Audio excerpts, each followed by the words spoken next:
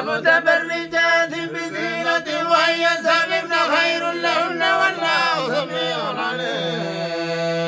ليس على الأعمى حرج ولا على الأعرج حرج ولا على المريض حرج ولا على أنفسكم أن تأكلوا من بيوتكم أو بيوت آبائكم أو بيوت أمهاتكم أو بيوت إخوانكم أو بيوت أخواتكم أو بيوت أعمامكم أو بيوت عماتكم أو بيوت أخوالكم أو بيوت خالاتكم أو ما ملكتم مفاتحه أو صديقكم. ليس عليكم جناح أن تأكلوا جميعا واشتاتا فإذا